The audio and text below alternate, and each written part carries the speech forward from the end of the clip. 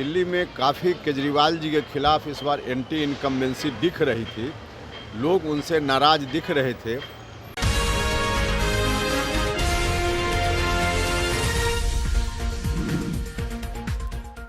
नमस्कार, आप देखना शुरू कर चुके हैं न्यूज सिटी और मैं हूं आपके साथ निधि सिंह।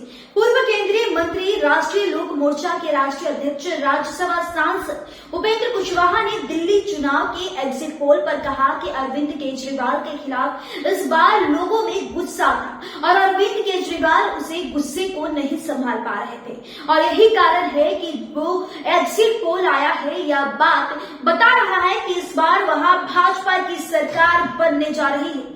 लालू यादव के द्वारा नालंदा में लोगों से अपील किए जाने पर कितने तेजस्वी यादव की सरकार बनाए। उन्होंने इस पर कहा कि जितना नाम लेंगे उतना नुकसान होगा, उनको बोलने दीजिए। उनके बोलने से बिहार की जनता को कोई फर्क नहीं पड़ेगा। पहले इस रिपोर्ट में उपेंद्र कुशवाहा के इस पूरे बयान को सुनिए। एग्जिट पोल में बीजेपी को आगे दिखाया। देखिए, एग्जिट पोल में जो कुछ भी दिखाया जा रहा है मुझको लगता है बिल्कुल सच के करीब है, क्योंकि वहाँ की जो ज़मीनी सच्चाई है, दिल्ली में काफ़ी केजरीवाल जी के खिलाफ इस बार एंटी इनकम्बेंसी दिख रही थी। लोग उनसे नाराज दिख रहे थे। कई इशूज इस तरह के थे जिस पर केजरीवाल जी कन्विंस लोगों को नहीं कर पा रहे थे। वैसी परिस्थिति में रिजल्ट उनके खिलाफ ही आएगा, यह पहले से दिख रहा था और उसी के अनुकूल, उसी के इर्द गिर्द एग्जिट पोल है।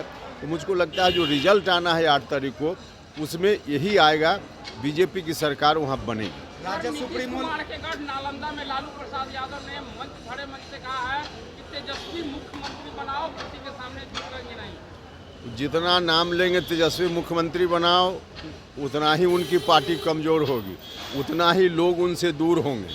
लेकिन अब उनका मामला है, जो मर्जी बोलते रहें, क्या फर्क पड़ रहा है। एक दलित नेता जगलाल चौधरी जी के जयंती समारोह में राहुल गांधी पहुंचे और वहाँ जो उनके बेटे भूदेव चौधरी है, उनको एक न कुर्सी दी गई, न उन्हें सम्मानित किया गया। देखिए, नाम तक भूल गए। इन लोगों को, कांग्रेस के लोगों को दलितों से कोई लेना देना नहीं।